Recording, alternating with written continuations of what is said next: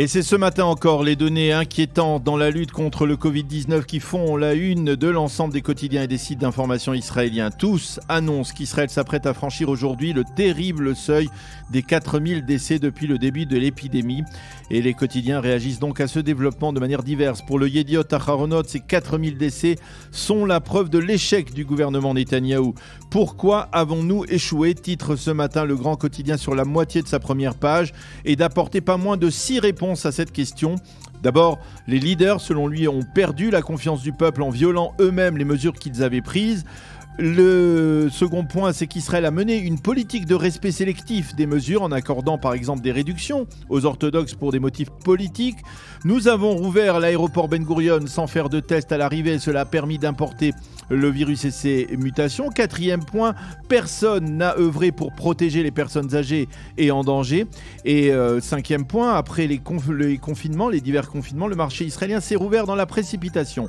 Enfin, sixième point, le gouvernement a péché par populisme selon le Yediot Aharonot. Le Israël Hayom, lui, mentionne aussi cette donnée des 4000 décès, mais il se projette vers une fin de crise tout en annonçant que le confinement actuel devrait être prolongé par le gouvernement mercredi en raison des données alarmantes, toujours plus de 9000 nouveaux malades au quotidien. Le titre du Israël Hayom de ce matin, il faut le souligner, est tout de même encourageant. Le marché israélien se rouvrira en mars prochain. Le coordinateur de lutte contre le corona, Nachman H, a estimé que l'on devrait assister prochainement à une baisse du nombre de nouveaux malades, et ce grâce à la campagne de vaccination. Et puis ce matin, les quotidiens et les médias reviennent également sur les drames de ce week-end dans cette lutte contre le Covid-19. Le Maariv ouvre la page principale de son site ce matin sur le drame de Moshe Harazi, qui est décédé à l'âge de 47 ans après que son appareil respiratoire ait été débranché par mégarde dans le département des soins d'urgence de l'hôpital Ichilov de Tel Aviv.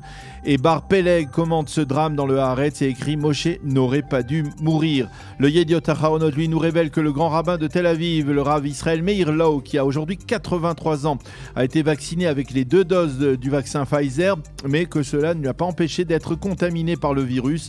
La famille Lau a souligné que le grand rabbin se porte bien. La semaine dernière, c'est le Yediot Aharonot qui consacrait un supplément au 30e anniversaire de la guerre du Golfe. Et aujourd'hui, c'est au tour du Israël Hayom de se pencher sur ce rappel historique qui s'est produit aujourd'hui, très précisément, il y a 30 ans, le 17 janvier 1991.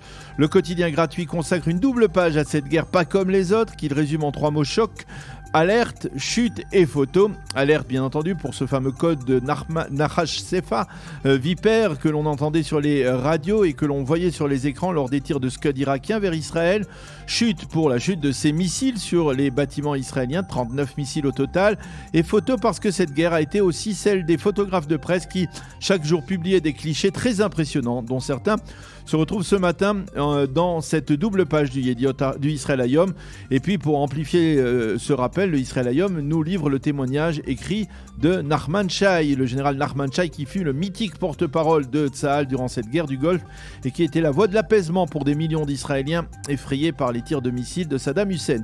Nous savions, écrit ce matin Nachman Shai, qu'il fallait absolument dire la vérité au public pour gagner sa confiance, et ce point est peut-être le trait d'union qui pourrait rapprocher cette guerre du Golfe qui s'est déroulée, il faut le rappeler, sans perte du côté de la population israélienne, et la guerre contre le virus actuel qui coûte près de 4000 tués donc du côté israélien. Le Israël Hayom dresse d'ailleurs sur une autre double page une comparaison plus vaste entre ces deux batailles entre missiles et virus. Les quotidiens israéliens entrent dans cette semaine de changement de pouvoir aux États-Unis avec des appréhensions, mais aussi des perspectives. Le Yediot souligne en titre que des mesures de sécurité draconiennes vont être mises en application pour permettre la tenue sans incident de la cérémonie d'investiture du président Joe Biden. Mais il nous propose aussi ce matin l'éditorial de Denis Ross, un revenant, l'un des principaux acteurs du feu processus d'Oslo, qui ne renonce pas et qui affirme que l'heure est venue de reprendre les pourparlers avec les Palestiniens. Denis Ross écrit ce matin matin dans le Yediot Aharonot, les États-Unis sont le seul pays capable d'exercer de véritables pressions à la fois sur Israël et sur les Palestiniens. Et selon lui, ce qu'il faut commencer par faire, c'est restaurer la confiance entre ces deux parties. Le Israël Hayom estime, sous la plume du professeur Avraham Ben-Tzvi, qui est son expert maison des États-Unis, que la priorité de l'administration Biden sera de stabiliser la société américaine déchirée ces dernières semaines par les résultats des élections. Le Maariv lui cite ce matin Abou Mazen qui a annoncé pour sa part que pour la première fois depuis 2006, il y aura des élections en mai et en juillet prochain, des élections pour le Parlement palestinien et pour sa propre succession à la tête de l'autorité palestinienne. Le Israël Hayom lui souligne que Facebook a rouvert le compte du président Trump, ce qui a permis à son action en bourse de grimper de 2,3%. Nous allons maintenant ouvrir une page politique dans cette revue de la presse à plus de 2 mois des élections. Pas de titre dominant, mais plusieurs titres importants dans la presse. Le Yediot Aharonot se fait l'écho des estimations de 2 des leaders du bloc de centre-gauche, Yair Lapid et Ron Huldaï. Tous deux considèrent que si Benny Gantz devait se retrouver dans les prochains jours isolé à la tête de Bleu-Blanc, sans possibilité de rassembler le bloc de centre-gauche comme il l'avait souhaité, eh bien il se retirera de la vie politique. Mais la situation de Lapid, si la situation de Lapid, elle, reste sereine dans les sondages, celle de Ron Huldaï est plus préoccupante et les quotidiens citent des proches du maire de Tel Aviv qui constatent avec une certaine déception que la campagne du parti Les Israéliens ne démarre pas et que Huldaï plafonne à 5 ou 6 mandats dans les sondages. Quant au Israël Hayom, il cite une indiscrétion de Binyamin Netanyahou qui aurait dit en coulisses à propos de son rapprochement avec Mansour Abbas, le leader de la liste islamiste Raham: je n'ai rien à voir avec Abbas, il ne reconnaît pas le sionisme.